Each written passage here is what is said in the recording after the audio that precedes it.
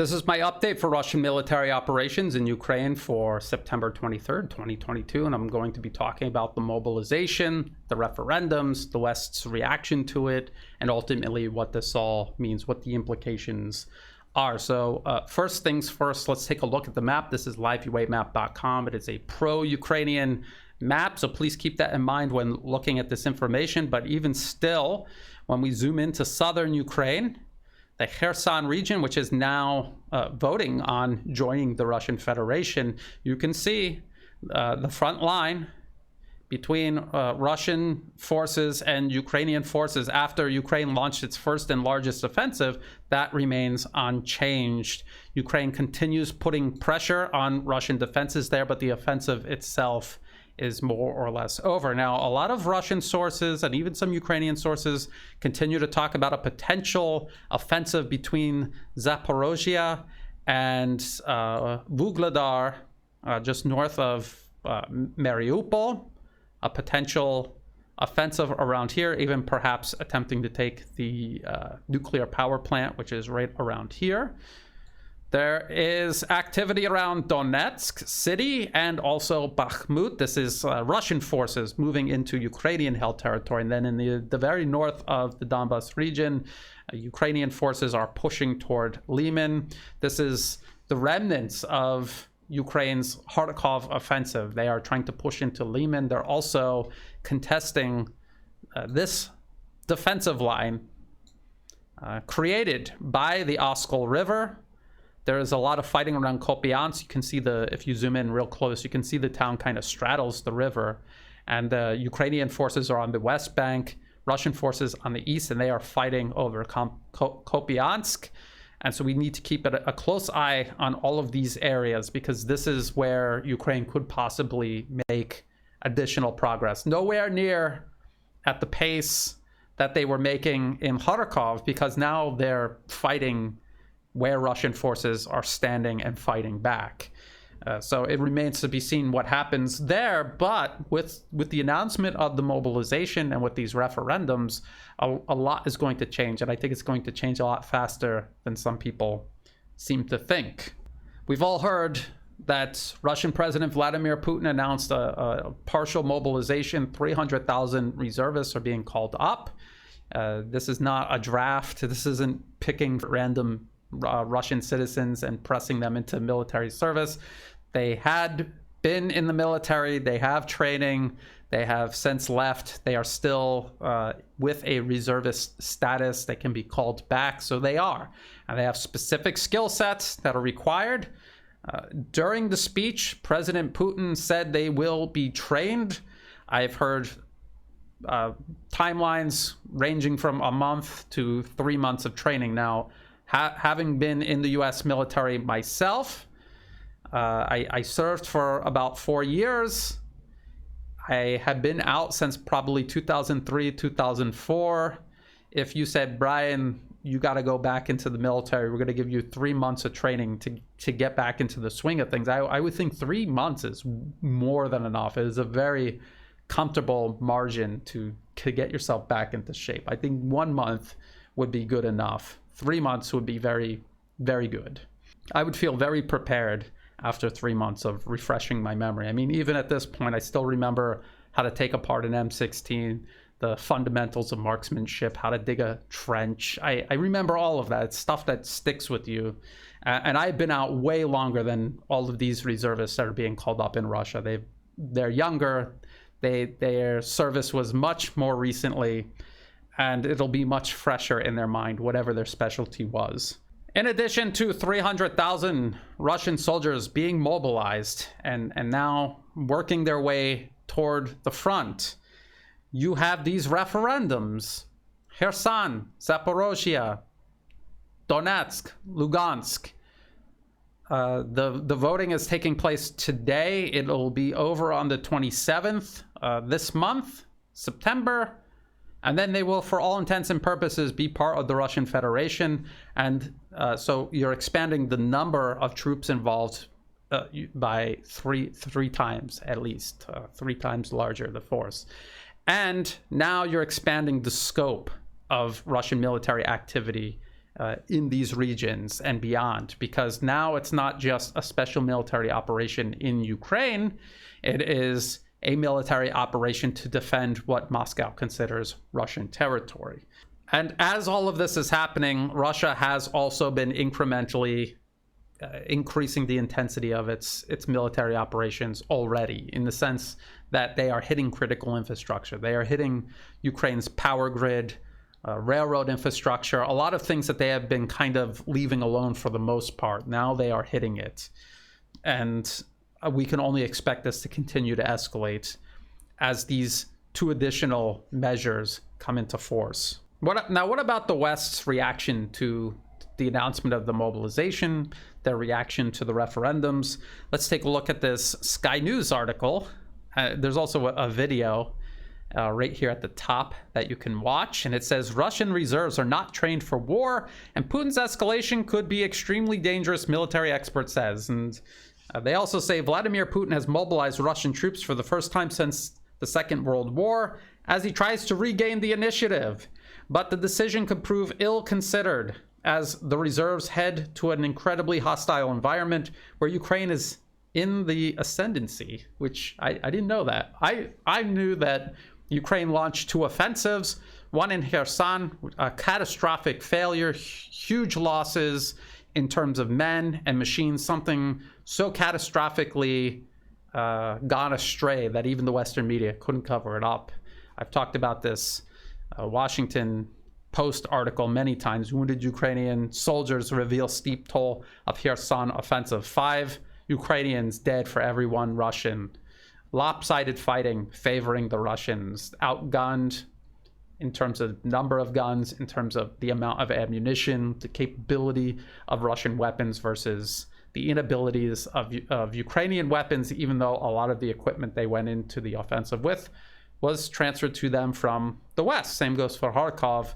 They took a lot of territory. There were no Russian forces in the area, hardly any, and those that were there immediately retreated, set up a defensive line, and fell back behind it across the Oskol River. And this is, again, something that even Western analysts have admitted. So that's not on the ascendancy. That is an all or nothing offensive launched, half of it a complete failure, the other half of it a temporary and mixed success, because you took territory, but you failed to inflict any significant damage on the enemy that you're trying to throw out of your country, who is now reorganizing and getting ready to fight. And now they're going to triple the size of their force. So all things to consider. The expert that they're citing is some former UK military senior officer, and he actually claimed that adding 300,000 Russian troops into this conflict is not going to make any difference. It's not going to be a game changer. That is what he said. And I don't even know how you could say that. All of the claims that you're going to hear people make about the Russian mobilization and these 300,000 reservists coming in, everything you can say about them, you can also say about the Ukrainian troops being mobilized in the most recent waves of mobilization. What kind of training and background do they have? What kind of training are they receiving before they go to the front line? They're telling you, even in Western media reports, that they're getting no training, they're not getting adequate equipment, and they're just being thrown into the front, which actually sounds a lot worse than what Russia plans on doing with these 300,000 reservists. There's also the impression trying to be made across the Western media that Russia did this impulsively. They saw the Kharkov offensive unfold, they lost all of this territory, and now this is a knee-jerk reaction, this mobilization. But I don't think that it is. I've seen Western analysts like Michael Kaufman. He belongs to one of these US-based think tanks. He's a military analyst. He's cited across the Western media. And for months, I heard him talking about how Russia was getting this reserve mobilization network ready. They were already looking at who was available, and it looked like they were getting ready to use it in one way or another. And he was right, they were. And so this is not something that Putin just decided over the weekend. This is something that has been in the works for a while. And I am actually going to make the case that this is part of a long-planned incremental escalation that Russia was preparing for before they stepped foot in Ukraine in late February. I'm going to make that argument in just a moment. Same goes for the referendums. This move to hold these referendums is not a knee-jerk reaction. They were preparing to hold these referendums all along. And a lot of this analysis that we're hearing about the mobilization and the referendums being, off-the-cuff decisions made out of desperation, it sounds very similar to these claims we heard about Russia thinking they were going to win the conflict in 3 days. And then on day 4, they had to fall back, and they've become increasingly desperate ever since. And this is simply not true. Even the Pentagon, in all of their briefings from February and March onward, they talked about how much military equipment and men and ammunition that they assembled along the border with Ukraine for this operation ahead of time, knowing full well it was going to be intense and protracted warfare. They knew this. They were prepared for it. Obviously, they knew it was going to take longer than 3 days. They were fully prepared for it to take longer than 3 days.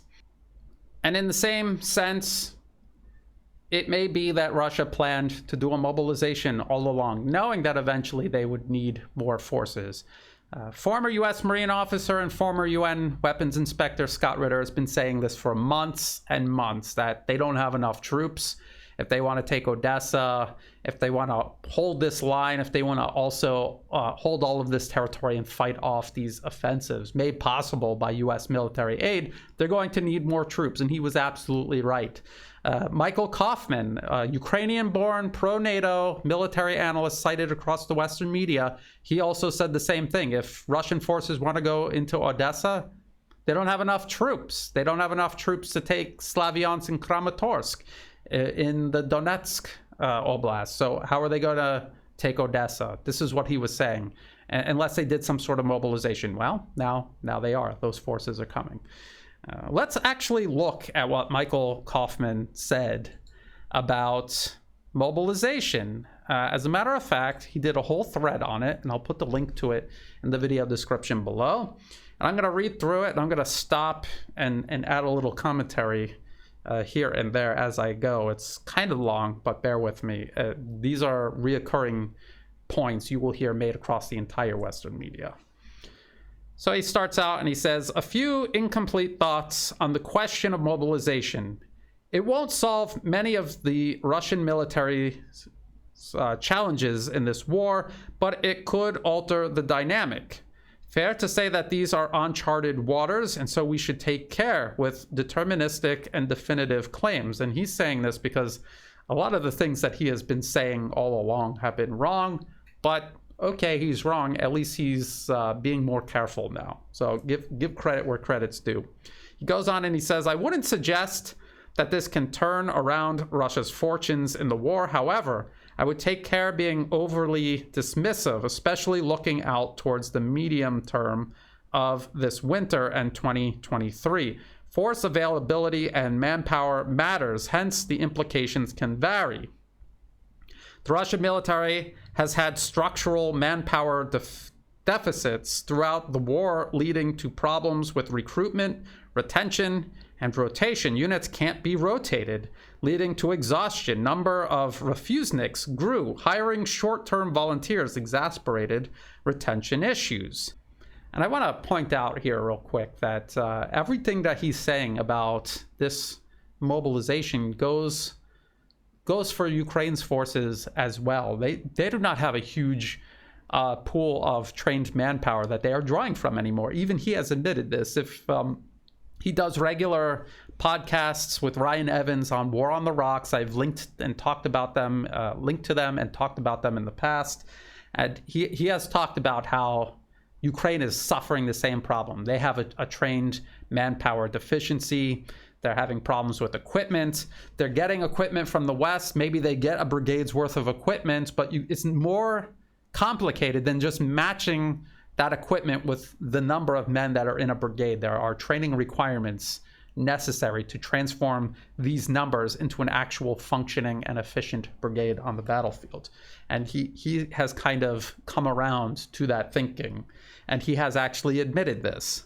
So you have to always keep that in mind when you hear these criticisms about Russia, its mobilization, the training of these forces, bringing them in, sustaining them on the battlefield. The same goes for Ukraine's forces. He continues, he says, piecemeal solutions have led the Russian military to steadily cannibalize the force, using up officers, equipment, and enlisted professionals for reserve and volunteer units. Hence, force quality degraded over time, as did morale, retention, and exhaustion problems grew worse. And of course, it's the same story for Ukraine. How couldn't it be? But I just want to point something out here. All of these negative things we keep hearing about the Russian military. They got command and control problems, they got logistical problems, low morale, bad leadership, bad unit cohesion. But when Ukrainian forces, during this latest wave of offensives, when they went up against a predominantly Russian military force, well prepared and ready to stand and fight, Ukraine got annihilated. They tried to storm Kherson. Russian forces were ready, about a division of Russian forces with their defenses prepared, completely annihilated the offensive. We have articles like this. I've gone over this many times. Wounded Ukrainian soldiers reveal steep toll of Kherson offensive. This is from the Washington Post. These are Ukrainians explaining how lopsided the fighting was, how every Russian killed, 5 Ukrainians died, how lopsided the fighting was in terms of the quantity of guns and the quality of Russian artillery versus Ukrainian artillery. And the fact that everything they did was being watched by Russian drones, how they weren't able to move without attracting artillery fire, and how even when they turned on their phones to call their families at night when they were off duty, Russian forces could detect that with electronic warfare and then hit them with artillery. So maybe Russia has these problems, but they're still able to show up for the fight and overwhelmingly defeat Ukraine. That is the story being told here on the battlefield. All of these claims about Russia's deficiencies, okay, but the story on the battlefield tells me a different story.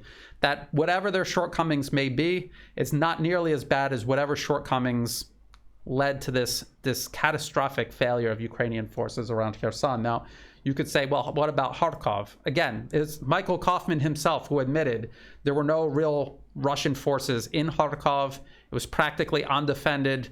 The local militia forces in the region were some of the most unprepared forces available. And so what was that? Was that an actual success over Russian military forces? Or was it a success over the inability of Russia to defend everywhere all at once? And now is bringing 300,000 extra soldiers going to at least partly remedy that? I think the answer is yes. And I think it's an answer, a yes answer that a lot of people don't want to admit.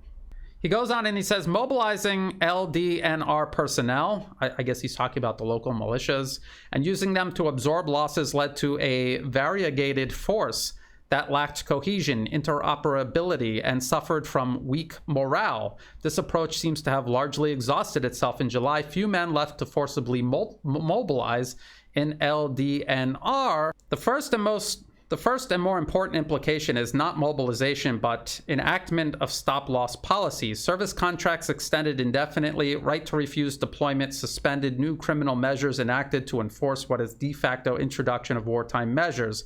Caveat: this is an initial interpretation of the order, but it implies that you can no longer tear up your contract in the Russian military or leave service.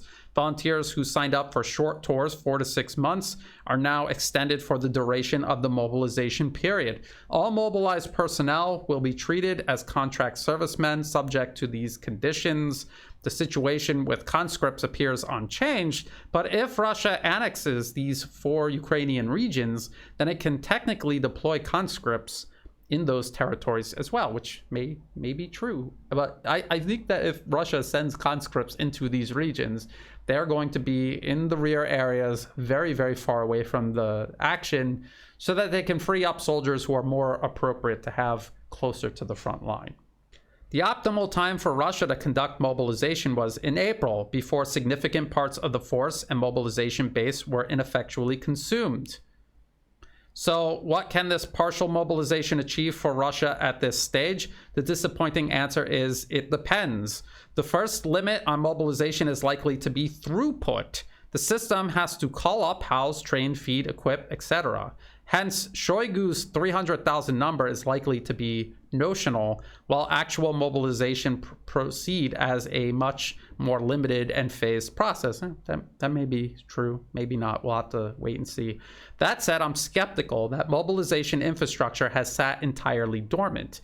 And this is something that I have heard Michael Kaufman himself refer to over and over again. Before mobilization eventually happened, he kept saying that it looked like they were looking at this infrastructure for mobilization, getting it ready for something what he did not know. So he seems to be well informed, and he seems to have seen this in the works. But because it's something that has been in the works for so long, people should think about what that means. It doesn't mean that President Putin impulsively ordered this mobilization. This is part of an incremental escalation that seems like it was planned well ahead of time. I'll talk about that a little bit more here in a moment. That said, I'm skeptical that mobilization infrastructure has sat entirely dormant. Russian voenkomats have been calling people up to update their information since April. Assembling reserve and volunteer battalions likely exercise some of this system already. And he goes on and he says, since units typically train their personnel, it's unclear what the capacity is in the system to absorb mobilized officers, soldiers, train them, and equip them. These are all uncertainties. Russian training of the Third Corps might be an example of the approach or not. And he's talking about this new Third Corps force that was stood up, and it was given all of the latest military equipment, some of the latest and best military equipment Russia has to offer. It's somewhat significant in size, and it's already been sent into Ukraine. However, the Russian military could use mobilized personnel first to raise manning levels in currently deployed BTGs, battalion tactical groups, many of which seem to be at 40 to 50%, well, based on what numbers. Morale of mobilized personnel might be low, but individual replacements can start filling these units out faster than establishing new units. Okay. It doesn't matter. Whatever level these units are at, they're probably not at full strength. And so you would definitely use some of these mobilized forces to fill them up to full capacity. Is Ukraine able to do something similar? Ask yourself that. Another approach might be to deploy lower quality infantry regiments akin to those currently seen among the mobilized local militias in order to hold large stretches of the line, which would be the opposite of the Third Corps effort to stand up a new volunteer formation with better kit. The second main limitation stems from constraints on force employment. No matter how many personnel are mobilized, the Russian military can only sustain and command a finite number of troops. On the battlefield, scaling has been one of the Russian military's chief problems in the war. And I think that this is a myth.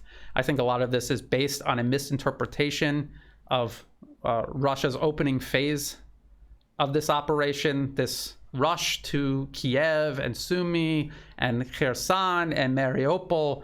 I believe that it was a very risky, high cost, low probability of success, but they thought it was worth a shot if it could shorten the duration of the conflict. They knew ahead of time would otherwise take months or longer to fight because they prepared the men, the machines, the munitions to fight for months and months or longer. People interpreted that as just bad logistics, bad command and control, bad planning, and I don't think that it was. Compare that to the Russian military's performance around Kherson during the opening phases of Ukraine's offensive and how soundly they defeated those Ukrainian forces. And remember, we were told by the Western media that those Russian forces were being cut off from their supply lines, and they still managed to just lopsidedly defeat Ukrainian advances. Keep all of that in mind. Russian capacity to implement partial mobilization is uncertain, as is the time it would take to produce results and how Russians will react to it. However, I'm also not sanguine on the proposition that it'll make no difference. There's room for caution here. Okay, that's fair enough. Morale will continue to be an issue. Stop-loss policies may yield fewer refuseniks, but more deserters. Most Ukrainian advantages will remain, and I honestly don't know what those advantages are, because after 300,000 Russian forces are introduced, the one advantage that Ukraine did have, which was an overabundance of manpower, even if they were untrained and under-equipped, that is going to be negated to a large extent. What partial mobilization may do in the coming months, depending on what actually comes of it, is help Russia stabilize their lines. This is in part why these coming months remain an important window of opportunity for Ukraine to retake territory. Over the winter, the contest will likely be one more defined by attrition and reconstitution. The extent to which mobilization can help Russia reconstitute is unclear. Mobilization comes with significant political risks and downsides for Moscow, but it could extend Russia's ability to sustain this war more so than alter the outcome. Michael Kaufman, I think, seems to believe that the outcome is a resounding Ukrainian victory somehow. As always, these are just initial impressions and a very imperfect reading at best. Perhaps a useful addition: mobilization and stop-loss might help Moscow stem the deteriorating quantity of the force, but not the deteriorating quality of the force and its morale. Having used up its best equipment, officers, and personnel, I don't see how this can be recovered. Same goes for Ukraine. How can it be recovered? It's not going to be recovered. Again, if Russia is losing men and equipment, Ukraine is losing it many times faster and more permanently, I would say. So this is a good time to talk about General Shoigu's numbers that he cited. 5,900, let's say around 6,000 Russian soldiers died. This is what General Shoigu said. 61,000 Ukrainian soldiers dead. That means Russia is killing about 10 Ukrainians for every one they lose. This does not count the militias, local militia losses. That is a trend that is going to continue. There's nothing that's going to change that trend. When you introduce 300,000 more Russian soldiers into the mix and you expand the latitude with which these soldiers can act on the battlefield, do you think that is going to accelerate that trend or reverse it? Just think about it. It's common sense. You will hear people say, Brian, 6,000 dead Russian soldiers, that's ridiculous, as it's something like 70,000 or 80,000 Russian soldiers dead. They're dead, not just injured, dead.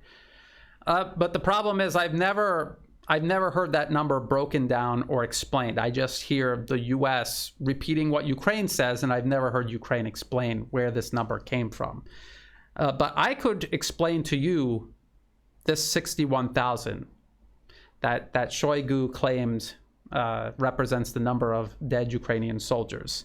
So let's run through the numbers. Kiev itself has admitted that on a normal day of fighting, they are losing between 100 and 200 Ukrainian troops. Dead, not injured, dead. Many more wounded. And I don't think that it's a stretch to imagine that Ukraine is downplaying the number of soldiers that they are losing daily on average. But let's give them benefit of the doubt and go with 200. It's the higher of the two numbers. If they're downplaying, it would be higher, but let's just go with 200. 200 dead for 7 months, that's about 42,000 dead. 42,000 dead, just average losses day to day.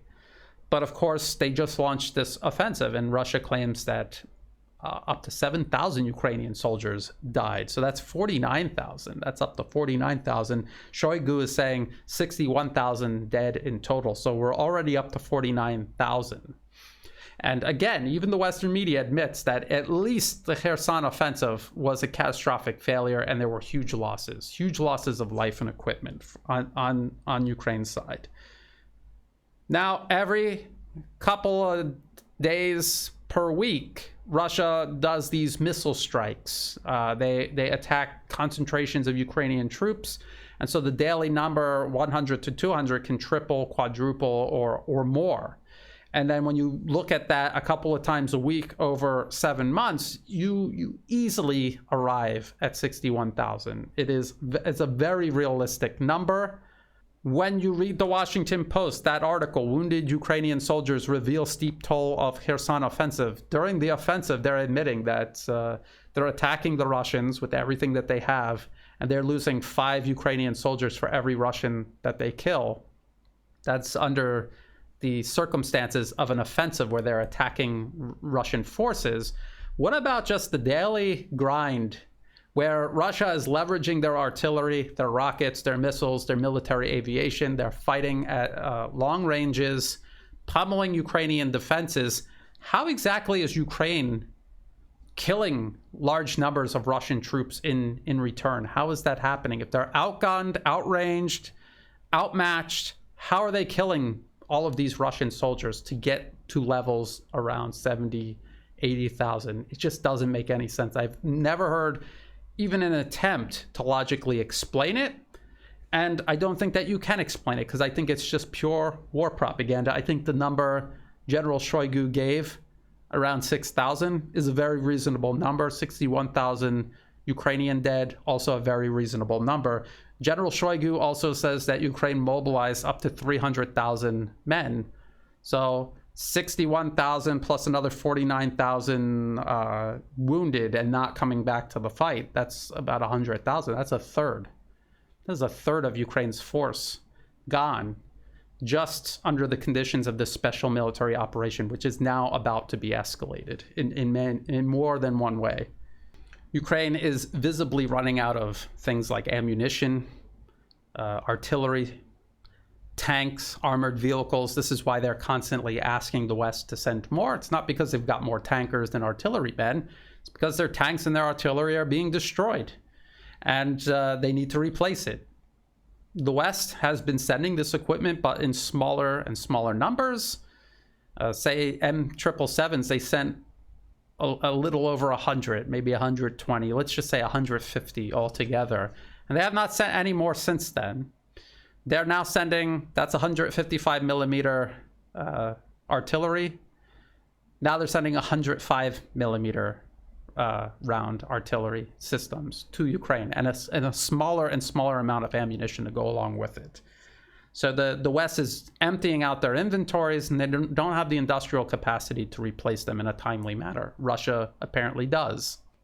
When you take all of this together, and you think about 300,000 extra soldiers being thrown into the mix, the fact that these regions that Russian forces are now in Ukraine becoming part of the Russian Federation, and their mandate to protect that territory greatly expanded, I think that this really spells trouble for Ukraine at a very vulnerable time where they just launched these costly offensives.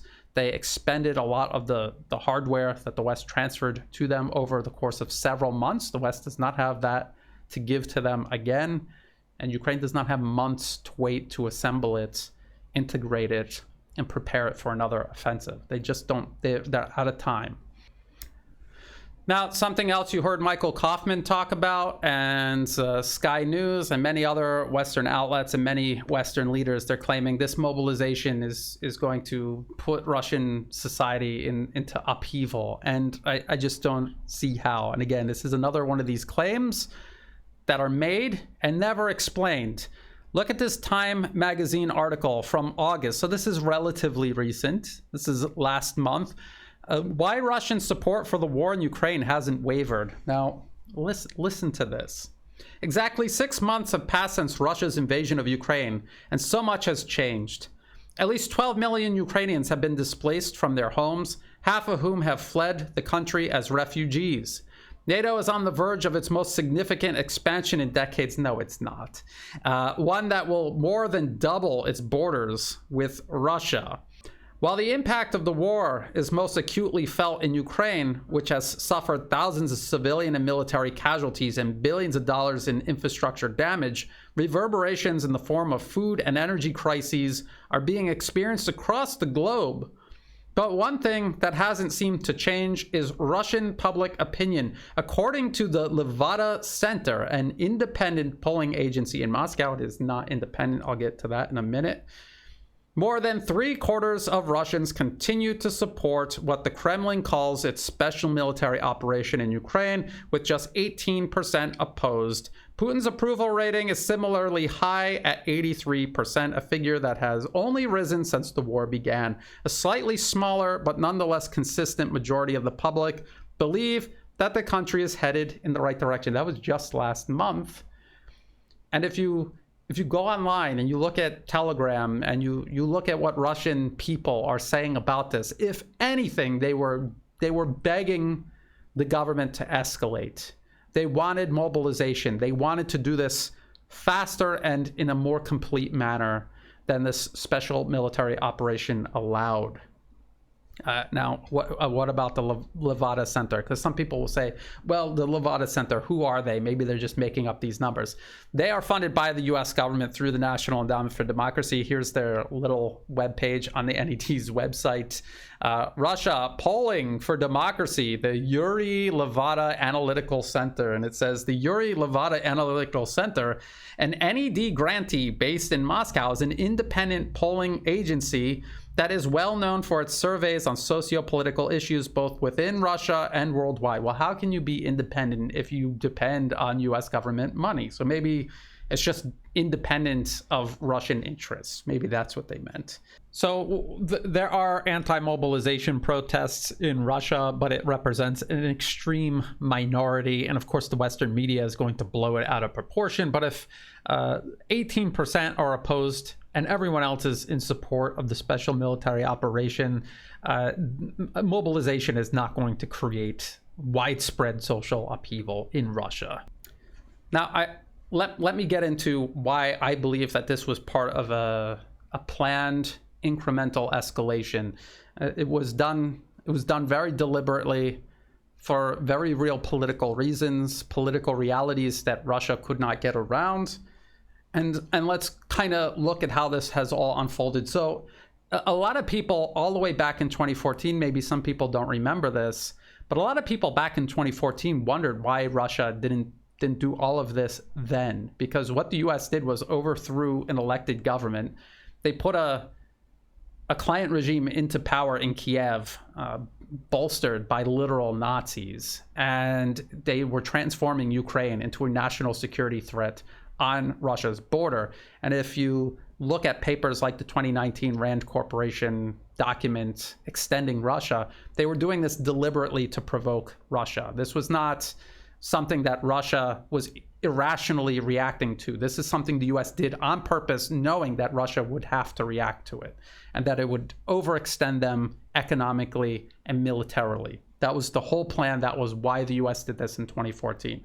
But Russia did not. They did not intervene. They did not invade Ukraine. They did not try to take over the whole country or overthrow the client regime. They took back Crimea, which was very easy to do because the people populating Crimea are Russian, identify as Russian. Even when they were part of Ukraine, they had a special status. They had their own independent parliament. So that was not a hard thing to do. Russia also supported the Donbas region and was one of the parties that established the Minsk agreements. Now, I was just talking with Alex Christoforou of the Duran the other day on a Gonzalo Lira roundtable. The link will be in the video description below if you're interested in seeing that. And he was talking about how if Ukraine stopped then and just adhered to the Minsk agreement, okay, they would have lost Crimea, but they would have kept the Donbas region and everything would have froze right there and then. But they didn't. The Western sponsors behind this client regime in Kiev told them to continue to escalate. And so they did. They broke the Minsk agreement. They continued shelling the Donbas region. More importantly, with NATO's assistance, they continued preparing to take back the Donbas region by force and also Crimea by force, which was already incorporated as part of the Russian Federation. In 2021, July 2021, I want to point this out. Maybe people remember this or maybe they don't. There's this essay that Russian President Vladimir Putin wrote. It's on the historical unity of Russians and Ukrainians, and it's all about how Russians, Ukrainians, Belarus, there is all one Slavic community, all one group of Slavic people, and how close they all are, how much they all mean to each other, how important they are historically, linguistically, culturally. And you cannot write something like that, even if it's just purely for political purposes, or especially if you actually believe it.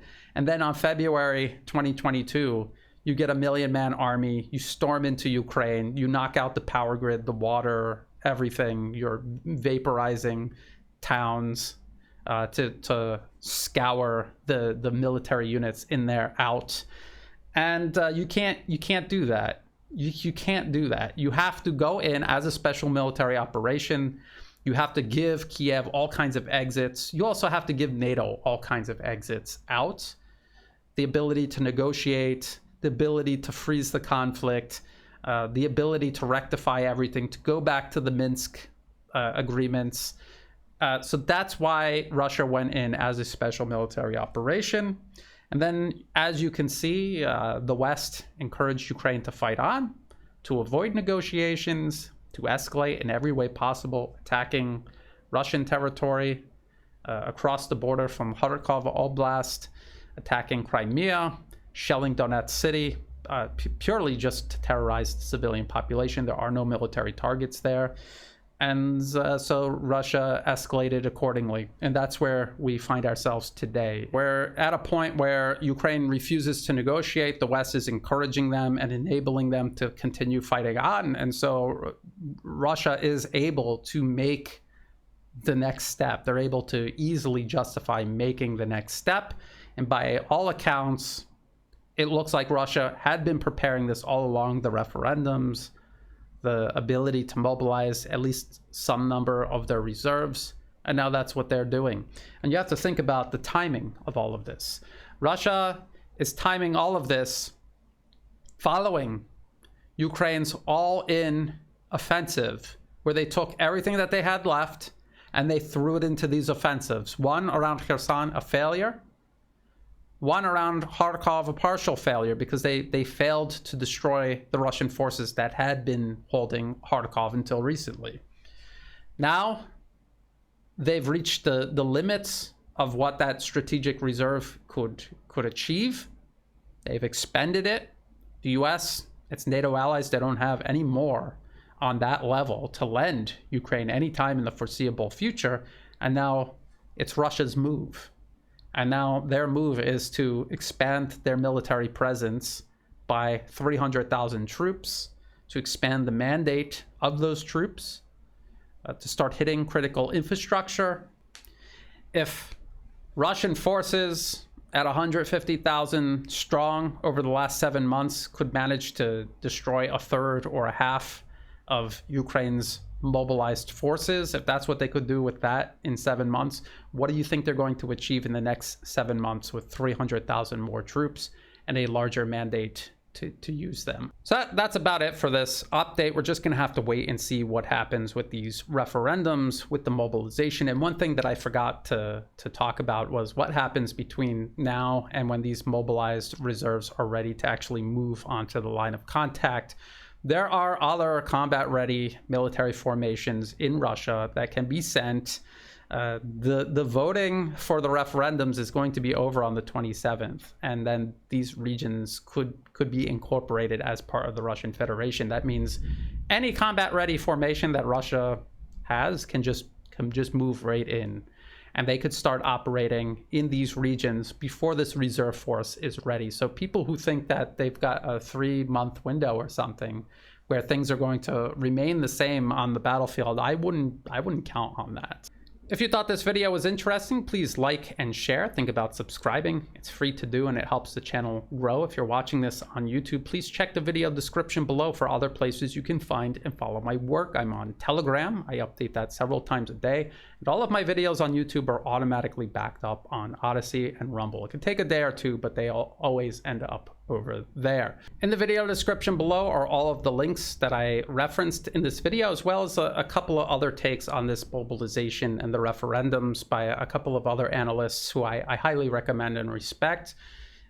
In addition to that, there are also ways you can help support my work. I do not monetize my YouTube videos, so if an ad ever pops up, please feel free to skip it. It's not doing me any good.